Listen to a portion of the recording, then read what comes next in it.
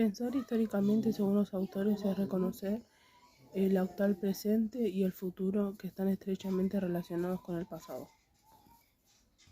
La idea de pensar históricamente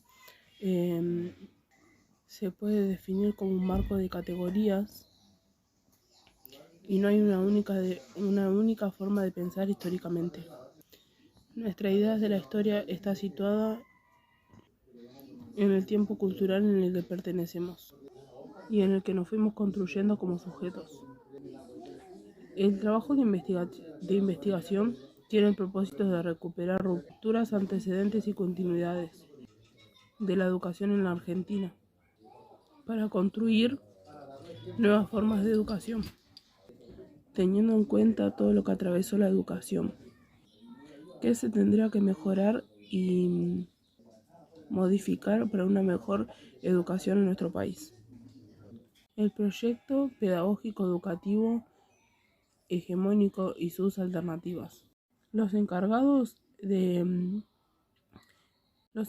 autores de estos proyectos son los que tienen mayor poder político vigente. Todas las alternativas y disputas constantes de este proyecto entre el poder de turno y los involucrados, docentes, estudiantes, comunidad educativa y sociedad, que reclaman que sean aplicados otros temas que quedan afuera de este proyecto. Por eso es importante poner en la mirada este proyecto hegemónico de turno y sus alternativas, ya que para analizar y comprender la historia hay que tener en cuenta estos aspectos. Enfoques interpretativos. Refiere a la diferencia del enfoque que utilizamos para interpretar la historia y la forma en la que está contada.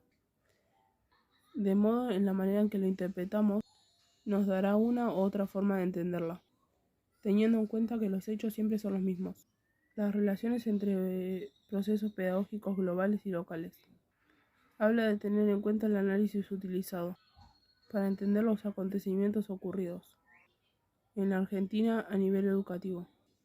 Estos fueron aspectos particulares de nuestra sociedad, a nivel político, económico, cultural, pero también es producto de los aspectos globales, es decir, en el aspecto global en el que se encontraba en ese momento.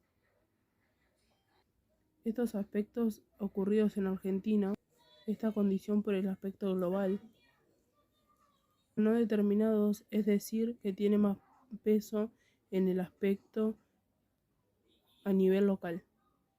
El trabajo con las fuentes y archivos tiene que ver en buscar la información necesaria, indagando en diferentes fuentes y archivos, como señala Sánchez Prieto. El historiador encuentra lo que busca, y esto dependerá de la subjetividad de la persona.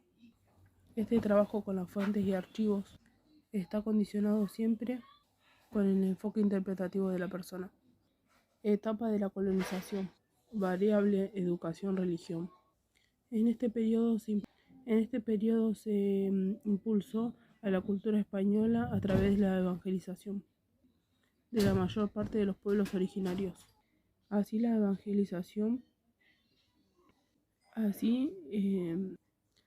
la religión católica pudo extenderse a gran parte del continente americano y concretar la unificación cristiana en el mundo. Se pueden observar tres momentos históricos: evangelización, dominación y creación del Virreinato de la Plata. Educación política. Los españoles aplicaron un nuevo tipo de control político y social que desorganizó los modos que había, reemplazándolos para satisfacer sus necesidades, usándolos como mano de obra.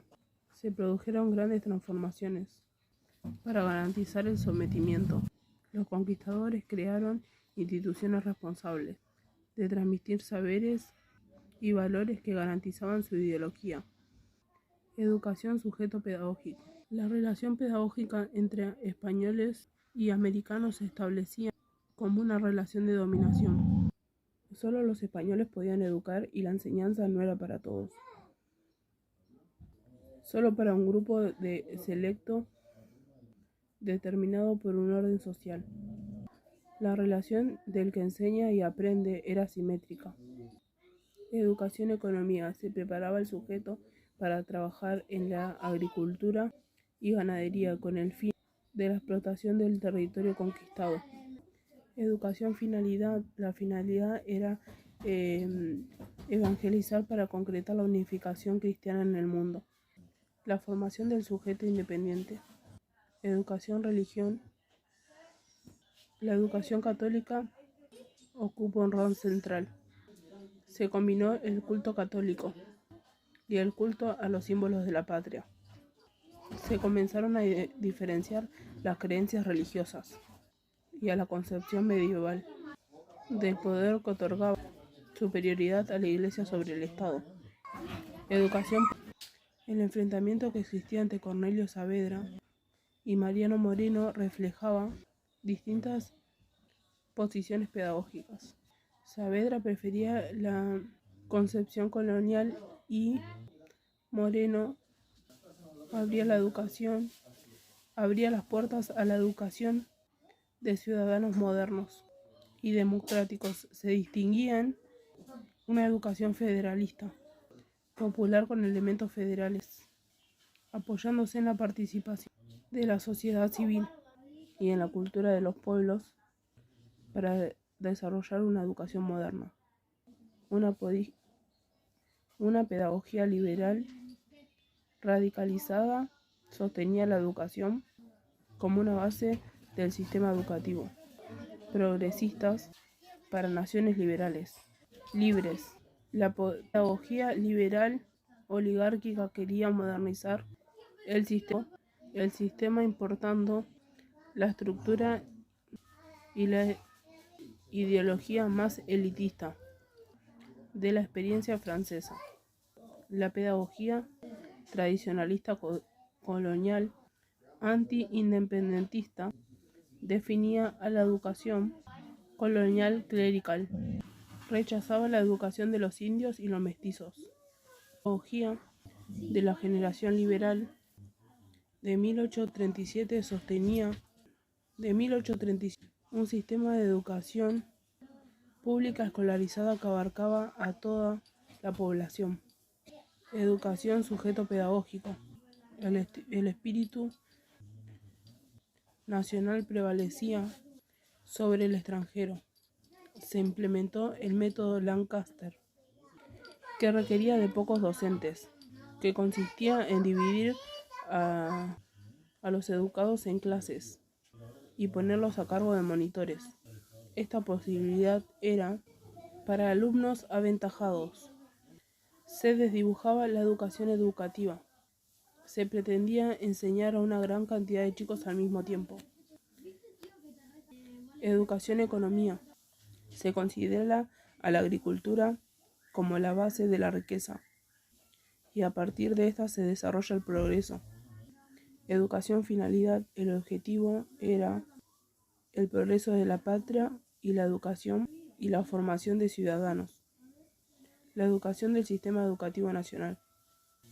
Educación-religión. La Iglesia creía que su derecho era ejercer monopolio religioso y pedagógico. Representación. La moral, la verdad y el orden social. La Iglesia logró tener la obligatoriedad de la enseñanza religiosa en todas las instituciones provinciales. En el Congreso de 1882, la Iglesia sostuvo que debía dictarse una ley de educación de aplicación obligatoria a nivel nacional, pero triunfó que la escuela sería neutral. Los docentes describían a la educación laica, pero eran católicos. Comenzó la separación de la Iglesia del Estado, con la ley 1420 que la Iglesia pierde el poder. Educación política. La política educacional estuvo influida por quienes querían una nación políticamente descentralizada en Buenos Aires y quienes defendían una distribución federal del poder. Mitre tuvo una clara tendencia a la centralización y a la elitización del sistema. Sarmiento aceptó otorgar un poder sobresaliente del gobierno central, pero quiso que el sistema se apoyara en las instituciones de la sociedad civil. Educación sujeto pedagógico. El rol del que enseña tiene que el saber, sus funcionarios del Estado, garantizar el orden, la disciplina y el control. El rol del alumno es pasivo, mente, depósito carente de conocimiento. La relación es asimétrica, del que enseña y del que aprende. Educación, economía. El Estado invierte en la educación. Se sancionó la primera ley de educación, que estableció un fondo estatal permanente para su financiamiento. En 1871 se dictó la Ley de Subvenciones Escolares, que sistematizó la ayuda económica de la nación en las provincias. Educación, finalidad. Su finalidad era la conformación del ciudadano argentino, homogeneizar a todos los habitantes. Antecedentes, rupturas, resignificaciones y continuidades. Clase 2. La construcción de las colonias españolas en América. Supuso el sometimiento de los pueblos originarios y la construcción de sus sociedades en diferentes estados. El sometimiento de sus culturas, la prohibición de sus religiones, costumbres y la imposición de la religión católica. Los conquistadores utilizaron la fuerza de trabajo nativa y los recursos naturales del continente en provecho de los Reinos Unidos. La sociedad que se fue construyendo con cambios perduró hasta principios del siglo XIX. Estaban organizados de acuerdo a un orden, llamado orden colonial. Implica la idea de un orden social, político y económico construido por los conquistadores europeos, a partir del establecimiento de relaciones económicas, políticas y sociales de dominación. En el grupo dominante había funcionarios de diferentes rangos, comerciantes, militares y terratenientes. Los españoles peninsulares ocupaban un rol superior de la estructura estatal colonial, cuya cúspide se encontraba el rey de España. El virrey, el representante directo del rey, era el puesto más alto de esas estructuras en tierras americanas. Los españoles, americanos y criollos tenían un estatus inferior y quedaron excluidos de los cargos más importantes políticos. Tampoco podían pertenecer al comercio mayor, es decir, al comercio monopólico entre España y América. Muchos de ellos eran hacendados, comerciantes, militares, intelectuales, que formaban una incipiente burguesía criolla. Tal posición social les abrió las puertas a la educación superior, sobre todo en leyes, como fue el caso de Manuel Belgrano, Mariano Moreno, Juan José Paso y Juan José Castelli, todos ellos destinados a formar un papel importante en el proceso independentista. Los indígenas eran utilizados como fuerza de trabajo forzoso de los blancos. El lugar más bajo de la sociedad pertenecía a los africanos. La sociedad colonial no solo los criollos del Río de la Plata, que habían ascendido a estudios superiores, leyeron a los iluministas.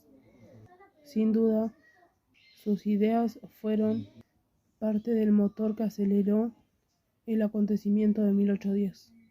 Sus procesos revolucionarios, como la Revolución Francesa, que impulsó movimientos vastos antimonárquicos, revolucionarios de Europa y América Latina. Los demócratas franceses proclamaron la Declaración de los Derechos del Hombre y los Ciudadanos. Instauraron los principios de libertad e igualdad ante la ley. rompieron las jerarquías jurídicas existentes entre monarcas, nobleza, clero, burgueses, campesinos. Construyeron así a quebrar una estructura social en la que los mayores privilegiados están en las manos de los nobles. En 1819 se lo instaló una vez más. Se convocó un tercer Congreso Constituyente que sancionó una constitución que establece un gobierno democrático, con división de poderes. Se imponía un gobierno fuertemente centralista. Ello provocó la resistencia de grupos dirigentes del interior y el litoral, que abría una brecha que tardaría décadas en cerrarse. Descontentas del Congreso de 1819, tropas de las provincias, liberadas por los pueblos, se enfrentaron a las tropas del gobierno central, venciéndolas en las batallas de Cepeda de 1820. Se declaró la independencia en 1816. Educación desde el periodo colonial. Se da la ruptura con respecto al modelo de gobierno. La mayoría de la población veía cada vez con más desagrado el crecimiento del poder del rey y de aquellos que estaban vinculados con él. Los burgueses reclamaban mayor participación en el poder. A medida del paso del tiempo, la burguesía fue consolidando el poder. La población cuestionaba la representatividad del rey, impulsando nuevas formas de gobierno que fueran capaces de incorporarlos como protagonistas. Gracias a las ideas de ilustración que partían de los individuos, más allá de su origen o pertenencia de clase, son principios iguales. Fue el punto de partida que permitió formular las prácticas políticas y generar espacios de encuentro, como las asociaciones, los clubes, en cuales se encuentran para debatir de política. El país recorre un largo camino de organización y esto tiene impacto en el nivel educativo. Por un lado estaban las ideas liberales y por otro lado las posturas tradicionales antiliberales. Una de las características era la educación homogénea. Se produce una resignificación en la palabra homogeneidad, ya que la educación será una educación para todos. Comienzan a gestarse sistemas educativos que apuntan a la educación masiva. Comienza la educación y modernización pedagógica. Comienza la idea del Estado como garante de la educación pública. Periodo colonial hacia la independencia, clase 4 y 5. La clase de vida siempre estructura ideas y formas de pensar. Las difíciles experiencias vividas en fábricas y conventillos condujeron a muchos trabajadores a resistir. Las primeras formas que ellos encontraron para defender sus derechos fueron 3: las asociaciones de socorro mutuo, conformadas principalmente por varones y mujeres, provenientes del mismo país. Luego se conformaron las asociaciones de resistencia, un sindicato primitivo. Eran organizaciones nucleares que reclamaban mejoras en las condiciones laborales, que llevaron a cabo las primeras huelgas y protestas. Para los llegados a nuestro país, no eran muy diferentes a sus países de origen. La mayoría habían escapado de sus tierras por el hambre, la pobreza y las guerras. Forjaron a Europa a distintas corrientes de pensamiento que cuestionan la desigualdad y la injusticia del sistema capitalista. Los inmigrantes trajeron desde sus tierras ideas anarquistas y socialistas que cuestionan las bases del sistema social.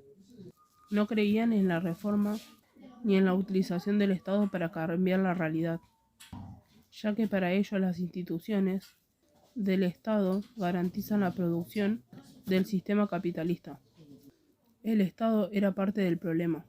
Había que construir así, aún con la violencia, el Estado y a la Iglesia, la síntesis de la explotación. La mayoría de los trabajadores que sostenían estas ideas eran de origen español e italiano y pertenecían al grupo de los pobres, albañiles, choferes y algunos peones rurales. Los socialistas también cuestionaban las desigualdades del Estado. A diferencia del anarquismo, planteaban que la lucha de los oprimidos no tenían que ir por la vía de la violencia y la revolución. Los derechos se obtendrían a través de huelgas, pero fundamentalmente por vía legal. Había que ganar elecciones, ingresar a las instituciones del Estado como al Congreso, y desde allí cambiar la situación de los excluidos y cambiar la sociedad. Años más tarde se formaron otros grupos como los comunistas, que criticaban las desigualdades del sistema económico y proponía un cambio hacia una sociedad nueva, basada en la organización de los oprimidos, a través de la revolución como la que se produjo en Rusia en 1917. Tomaría el poder del Estado para construir una sociedad sin clase, sin propiedad privada, igualitaria y justa. Por último, en la década de 1910 prosperó una corriente denominada sindicalistas. No creían en las reformas políticas ni en la revolución social. En mi opinión, ver la historia de la educación nos muestra nuevamente cómo va cambiando, adecuándose, variando con el tiempo y responde a dudas y necesidades sociales. La educación demuestra que está atravesada por múltiples cuestiones sociales, políticas, culturales e ideológicas. Se adecua a las exigencias sociales y culturales. Va evolucionando en cuanto a la igualdad, los derechos y la inclusión. En estas clases pudimos dar cuenta de algunos periodos abordados y continuaremos conociendo y aprendiendo sobre otros periodos.